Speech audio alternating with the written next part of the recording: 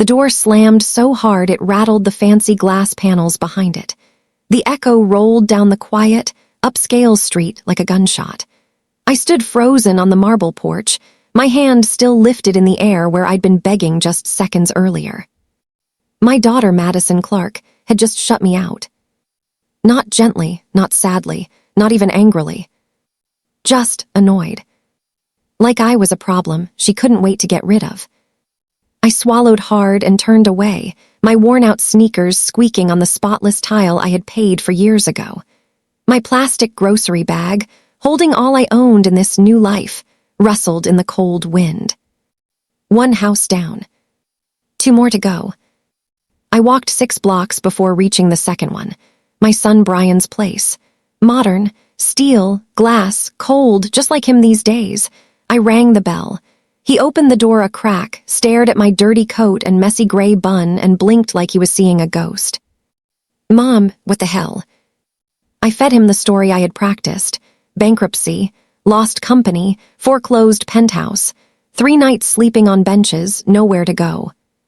He didn't hug me, didn't even let me step inside fully. Instead, he pulled out his wallet and peeled off a couple of bills.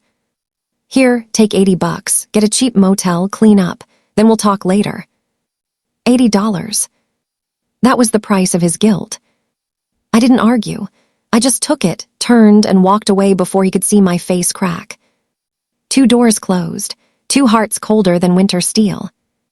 By the time I reached the 3rd house, my feet were burning, my back ached, and hunger gnawed at me like a wild animal. But this house looked nothing like the first 2. Small, peeling paint, a crooked garden fence, wind chimes made from soda cans. My youngest son, Ethan, lived here, a high school teacher, married to Lily, the girl everyone in my family whispered was not exactly ambitious. I rang the bell. The door flew open. Lily gasped, "Oh my God, Mrs. Clark, are you okay?" She didn't wait for an answer. She grabbed my arm and pulled me inside like I mattered. "Ethan," she called, "your mom's here." He came running, eyes wide, panic and love hitting me all at once. "Mom, what happened to you?" I told them the same story, same lie, same test. But this time, no one checked the street to see who was watching. No one worried about reputation. No one offered me cash to disappear. Instead, Lily handed me clean clothes. Ethan told me I was taking their bed. They'd sleep on the couch. End of discussion. Later that night, from behind the bedroom door, I heard Lily whisper, "We can sell our rings if we have to. She needs us." And that's when my chest cracked wide open. Because the 2 kids with mansions had shut me out. And the 2 with almost nothing were ready to give me everything. And tomorrow, they were going to find out who I really was.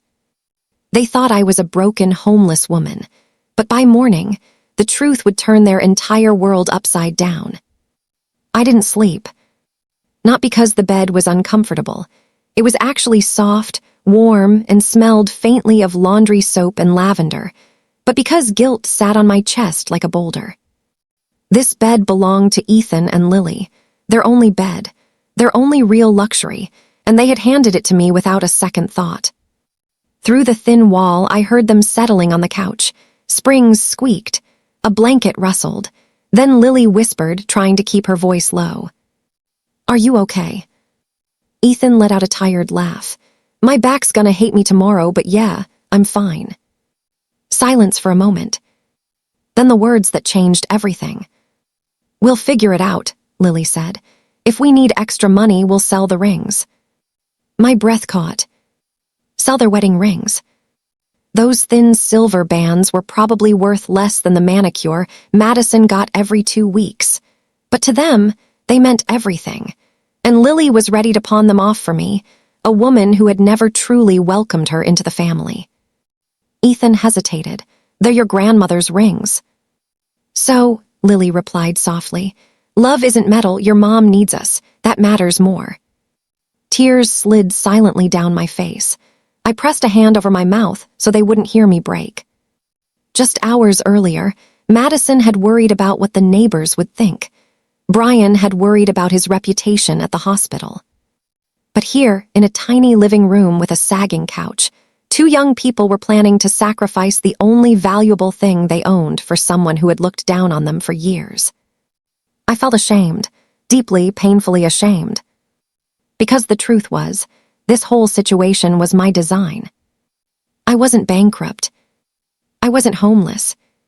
I wasn't ruined. I was testing them. Testing my children. I am Cassandra Clark, 62 years old, founder of Clark Fabrics International, a company worth over $60 million, a woman who spent decades building an empire so her kids would never struggle. And yet, I had raised two children who loved comfort more than compassion, and one child who chose kindness over status. By dawn, I had made my decision. This test had gone far enough. It was time to reveal the truth. I reached into the pocket of my worn coat and pulled out the burner phone my attorney had given me before all this started. My fingers trembled as I dialed. "Mr. Hayes," I whispered when he answered. "It's time. Bring the documents, bring the car, be here at 9. There was a pause, then his calm voice. "Understood, Miss Clark, are you certain?" I looked toward the living room, where Ethan and Lily still slept on a couch too small for them. "I'm certain," I said, "and after today, nothing will ever be the same." In just a few hours, my children would learn the truth, and some of them would wish they had never closed that door. By 7 in the morning, the little house was awake. The smell of cheap coffee filled the kitchen. Lily stood in front of the stove in fuzzy socks and an oversized hoodie flipping toast in a scratched pan. Ethan sat at the tiny table rubbing his neck, clearly regretting a night on the couch. And me. I sat there wearing Lily's sweatpants, holding a chipped mug, pretending my heart wasn't racing out of my chest. Lily slid a plate toward me. "Eat, you barely touched dinner last night." I smiled weakly. "You take care of people naturally, don't you?" She shrugged. "Someone gotta." Ethan chuckled. "She runs this house like a drill sergeant." Lily stuck her tongue out at him, and for the first time in years I saw real joy in a home. Not polished, not staged, just real. But then Lily's eyes softened, and her voice changed. "Mrs. Clark, can I ask you something?" My fingers tightened around the mug. "Of course." She hesitated. "You're smart. You built a huge business. You raised 3 kids. I don't understand how everything disappeared so fast. Bankruptcy, foreclosures, it doesn't add up." Ethan looked up. "Lily." "No," she said gently. "I'm not accusing, I'm just confused." Her eyes met mine, sharp, observant, kind. And in that moment, I knew. She had figured it out. Not fully, but enough. I took a slow breath. What if I told you this wasn't about money? Ethan frowned. "Mom, what are you talking about?" Lily's voice dropped to a whisper. "This was a test, wasn't it?" Silence. Pure, crushing silence. Ethan's eyes snapped to mine. "Is that true?" Tears filled my vision. "Yes," I whispered. "I never lost my company. I never lost my home. I did this to see who would open the door when I had nothing." Ethan stepped back like he'd been hit. "Mom, why?" "Because I was scared," I admitted. "Scared that my children loved my money more than they loved me, and now I have my answer." Lily shook her head slowly. "Even if this was a test, we'd do it again. Your family. That doesn't change." Ethan swallowed hard. "I don't even know how to feel right now." "I know," I said, "and I'm sorry, truly." Before anyone could speak again, the distant hum of engines rolled down the street. Black SUVs stopped outside. My lawyer had arrived. Ethan looked out the window, panic rising. "Mom, what happens now?" I stood, smoothing Lily's borrowed sweatshirt. "Now," I said quietly, "your brother and sister learn what kind of children they chose to be. In minutes, the truth would explode, and the ones who slammed their doors would be begging for them to open again." The moment the black SUVs pulled up, the whole street changed. A quiet neighborhood of peeling fences and rusted mailboxes suddenly had tinted windows, suited men, and curious neighbors peeking through curtains. Ethan opened the door before anyone knocked. My attorney, Mr. Hayes, stepped forward with his leather briefcase and that calm, unshakable expression lawyers have when they're about to drop a bomb. Ms. Clark, he said, nodding, everything is ready. Behind him, 2 security guards stood like human statues, completely out of place in this tiny living room with thrift store furniture and a leaning bookshelf. Lily squeezed Ethan's hand. I could feel his heartbeat through the air.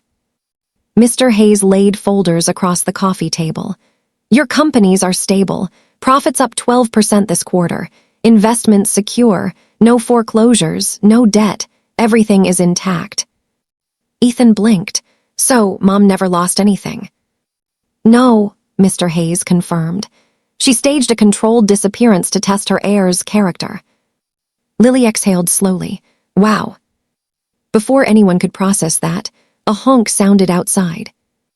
A white luxury SUV stopped in front of the house. Madison stepped out, sunglasses on, heels clicking against cracked pavement like she was walking a red carpet. Seconds later, Brian arrived in a silver sports sedan, checking his watch as if this were a waste of his valuable time. They walked up together, confident, annoyed, unprepared. Ethan opened the door. Madison stepped inside first, eyes sweeping the room with thinly veiled disgust. Why are we meeting here? This place is. She stopped mid-sentence when she saw me. Wearing borrowed sweatpants, sitting calmly on a sagging couch, waiting. Mom, she gasped. What is this? Why are you here? Brian's voice followed. Mr. Hayes said you had important information. What's going on? I stood. 3 nights ago, I said quietly, I knocked on your doors. I told you I had nothing, that I needed shelter. One of you shut the door in my face. The other handed me cash and pushed me out. Madison's face drained of color. Brian's jaw tightened. But this house, I continued, turning toward Ethan and Lily, opened without hesitation. Lily lifted her chin. Ethan's eyes were glassy but steady. Mr. Hayes opened a folder. To clarify, Cassandra Clark is worth approximately $63 million. She never went bankrupt. This was a test. Madison stumbled backward into a chair. Brian whispered, No. Yes, I replied. You judged a homeless woman, not knowing she was your mother, and in doing so, you revealed who you really are. Silence swallowed the room. The heater clicked. A neighbor's dog barked outside. No one spoke. Until Madison finally choked out. Mom, please. And in that moment, the children who closed their doors realized the price of their choice was about to be far higher than money. Madison's voice shook as she stood up. Mom, I didn't know it was you. You looked like a stranger. I thought someone was trying to scam me. I stared at her. That's the point. A stranger asked you for help and you turned her away. Brian rubbed his forehead like a man facing a diagnosis he didn't want to hear. You tricked us. This was manipulative. No, I said firmly. This was revealing. Mr. Hayes slid another document across the table. These are security logs, street camera timestamps, and recorded phone calls verifying every step of Ms. Clark's experiment. There is no confusion about what happened. Madison began to cry, mascara streaking down her cheeks. I was scared, Mom. What would people think if they saw a homeless woman at my house? I didn't want the neighborhood gossip. I cut her off. You feared gossip more than your mother freezing on the street. Brian stepped forward. I gave you money. I tried to help. I held up the wrinkled bills, still in my pocket, and placed them on the table. $80, less than what you tip at a restaurant. And you didn't offer a bed, a meal, or even a hug. You offered an exit. Brian's shoulders slumped. Ethan finally spoke. His voice wasn't angry. It was wounded. For years, you two treated me like I was less successful, less impressive, less important. But when Mom needed help, only this house opened. Lily added quietly, we were ready to sell our wedding rings to buy groceries. Madison looked at Lily like she'd been slapped. You would have done that. Lily nodded, without hesitation. The room felt too small for the weight of truth hanging in the air. Mr. Hayes cleared his throat. Ms. Clark originally intended to rewrite her will today. Complete removal of Madison and Brian as beneficiaries. Full inheritance to Ethan Clark. Madison gasped. Brian's head snapped up. No, Madison cried. Mom, please. Brian's voice cracked. You can't erase us over one mistake. I stepped closer. This wasn't one mistake. This was years of choices. Years of worshipping comfort and appearances. Years of treating love like a transaction. Madison fell to her knees, grabbing my hand. I'm sorry. I swear I'll change. Brian nodded quickly. Tell us what to do. We'll fix it. Ethan shook his head. You never cared to fix anything until money was on the line. Silence again. Then Lily spoke. People can change, but only if they want to, not if they're scared of losing something. I looked at my children, all three of them. And in that moment, I realized punishment wouldn't heal this family. Only truth, time, and consequences would. So I pulled my hand away gently. The will stays unchanged for now, but from this day forward there will be no more allowance, no bailouts, no luxury safety nets. Madison sobbed harder. Brian exhaled sharply. And, I added, if you want a place in my future, you'll have to earn a place in my present. Because forgiveness isn't free, and the next test would be even harder than the first. Madison wiped her face with shaking hands. Brian loosened his tie like the air had suddenly become too thick to breathe. Ethan and Lily stood side by side, quiet but steady. All four of my children were finally in the same room, and yet it had never felt more divided. I looked at Mr. Hayes. Read it. He opened a fresh folder. Ms. Clark's conditions for maintaining beneficiary status in her estate. Madison flinched. Brian leaned forward. Ethan raised an eyebrow. Lily crossed her arms calmly. Mr. Hayes spoke clearly, each word landing like a gavel strike. First, weekly family counseling sessions. Attendance mandatory for all parties. No missed appointments. Brian muttered, therapy. Yes, I said, because this family is broken, pretending otherwise got us here. Mr. Hayes continued. Second, each of you will complete community service hours at a local homeless shelter. Direct interaction. No PR teams, no photos, no shortcuts. Madison's lips parted in disbelief.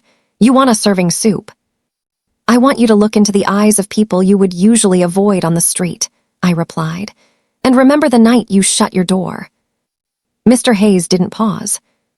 Third, formal written apologies to Ethan and Lily for years of disrespect and dismissal, followed by consistent respectful behavior. Ethan looked away, blinking hard. Lily gently placed a hand on his back. Madison whispered, We didn't know we were hurting you that much. Ethan finally spoke. Not knowing isn't an excuse when you never cared to look. Mr. Hayes delivered the final point. Fourth, no financial gifts, bailouts, or allowances from Ms. Clark for a minimum of 3 years. Any violation ends beneficiary eligibility. Brian exhaled sharply. 3 years. You're surgeons and entrepreneurs, I said. You'll survive. Madison's shoulders slumped. And if we do all this? Then, I said, we'll talk about rebuilding trust, not money, trust. Silence stretched. Then Lily stepped forward. May I say something? She asked gently. Everyone turned toward her. I don't want anyone punished forever. I want a family that can sit at the same table without fake smiles. If these conditions help that happen, they're worth it. Ethan nodded. I agree. Madison wiped her tears. I'll do it. Brian hesitated, then said quietly, Me too. Mr. Hayes placed the signature documents on the table. One by one, Madison and Brian signed. Not because they wanted to.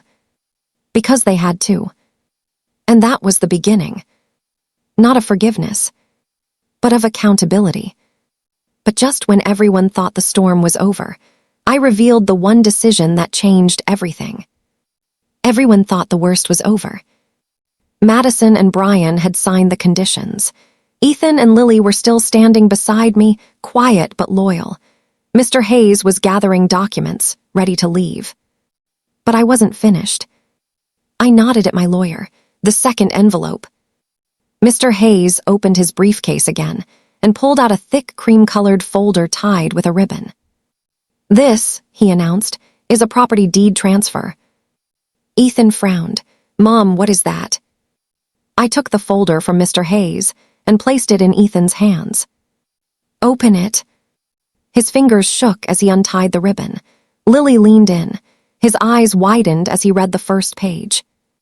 3-bedroom home, Oak Ridge neighborhood, garden lot fully paid. He looked up stunned. "Mom, this is—" "Your house," I said softly. "Yours and Lily's, effective today." Lily covered her mouth. "No, that's impossible."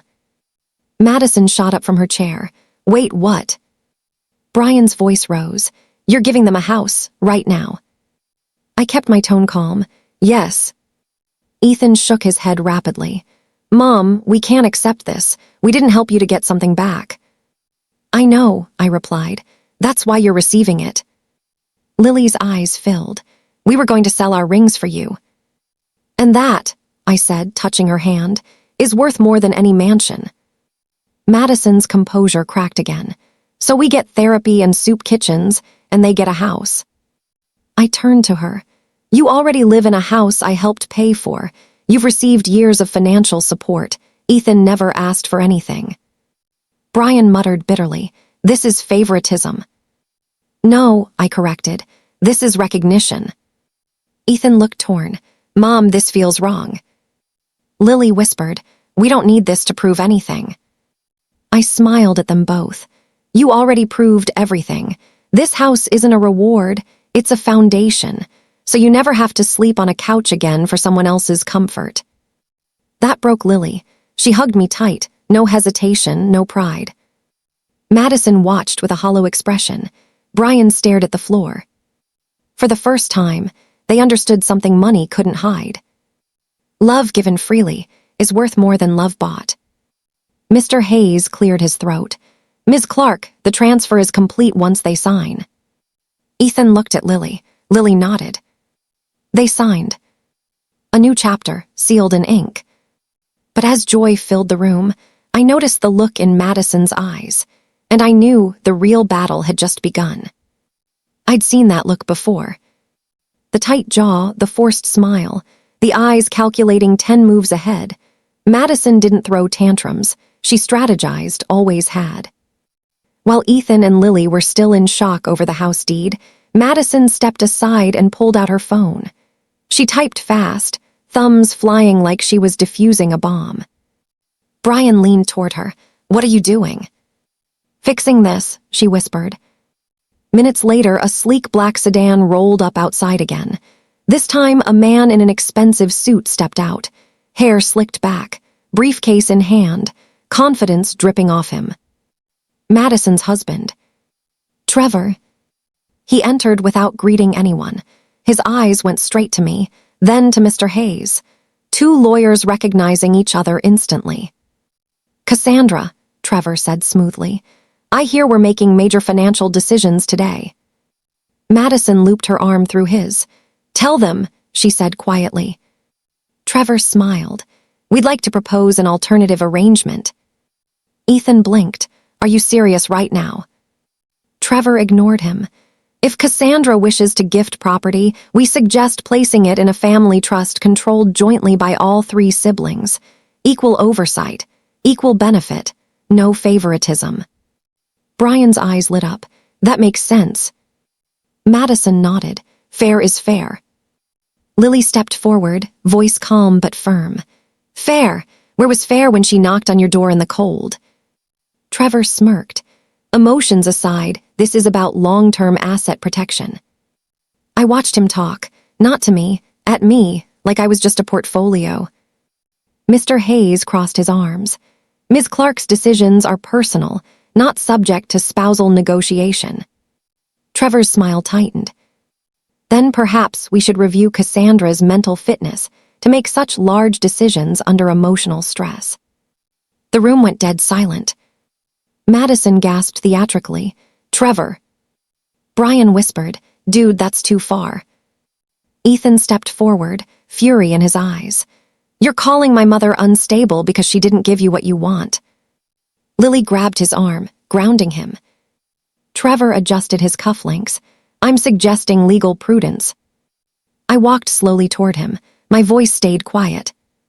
"You think I'm confused?" He didn't answer. "You think I'm emotional?" Still silent. "So let me make this very clear." I turned to Mr. Hayes. "Proceed with the original will, effective immediately. Ethan Clark, sole executor. No shared trusts. No joint control. No spousal involvement." Madison's face went white. "Mom." Brian stuttered. "Hold on." Trevor finally lost his composure. "You can't cut us out like that." I met his eyes. "Watch me." Mr. Hayes nodded once. "Understood." Trevor realized he'd overplayed his hand. Madison realized she'd backed the wrong card. And Ethan realized just how deep his siblings' greed ran. But the final surprise was still waiting, and none of them saw it coming. Trevor left first. Not with dignity, not with grace, just a tight-lipped nod and a forced hand on Madison's back, guiding her out like damage control. She didn't fight him, didn't speak, just followed, heels clicking faster than before. Brian stayed behind, packing like a caged animal. "This is insane," he muttered.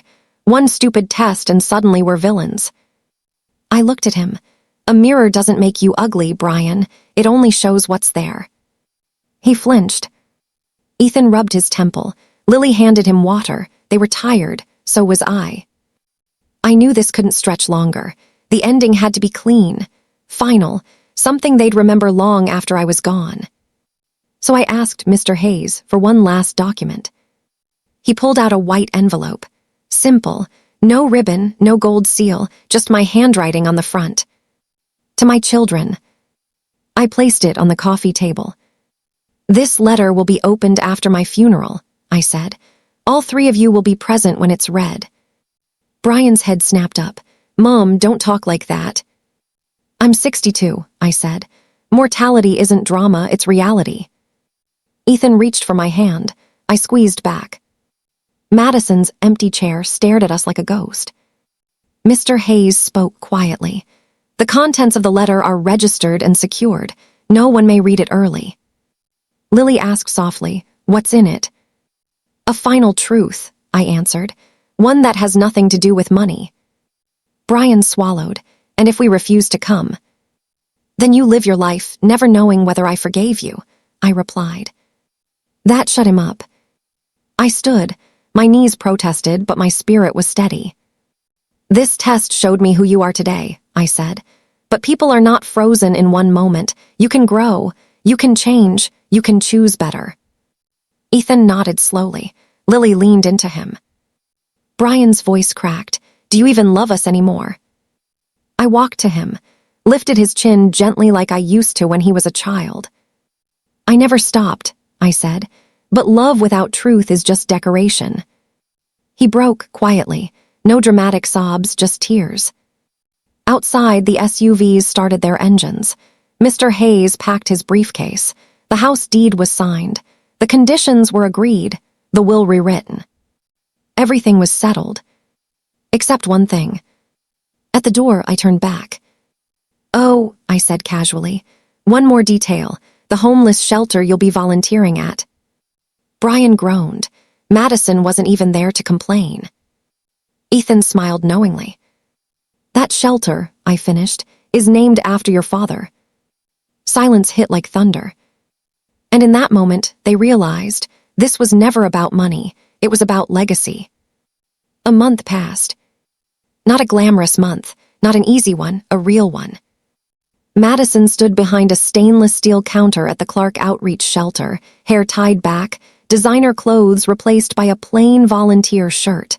Her first day, she nearly cried when a homeless woman asked for extra bread. The second week, she handed out meals without flinching. By the fourth, she knew people by name. Brian worked beside her on Saturdays. At first, he wore gloves to hand out cups. Later, he didn't bother. He sat down with veterans, listened to their stories, and stopped checking his watch every 5 minutes. Ethan and Lily didn't need to be there. They were already giving more than required. But they came anyway, every week. No cameras, no announcements, just quiet consistency. Family therapy was messy, ugly, honest. Madison admitted she'd spent years chasing perfection because she was terrified of being judged. Brian admitted he hid behind money because he never felt good enough. Ethan admitted he resented them both. Lily admitted she felt invisible in the family. And slowly, walls cracked. Not fully, but enough for light to get through. I watched it all from a distance. No big speeches, no dramatic appearances, just occasional visits to the shelter where no one knew I was the founder of anything. I was just Cassandra, a woman serving coffee and listening. One evening, Lily walked beside me as we left. "You know," she said, "that letter in the envelope scares them more than any punishment." I smiled. It should, truth has weight. She looked at me. "Will you forgive them?" I stopped walking. "Forgiveness isn't a moment," I said. "It's a road. They've finally stepped onto it." Months later, my health declined quietly. No emergency, no tragedy, just time doing what time does. When I passed, all 3 of my children sat in the lawyer's office. Together. No arguing, no posturing, just nervous breaths and shared grief. Mr. Hayes opened the envelope.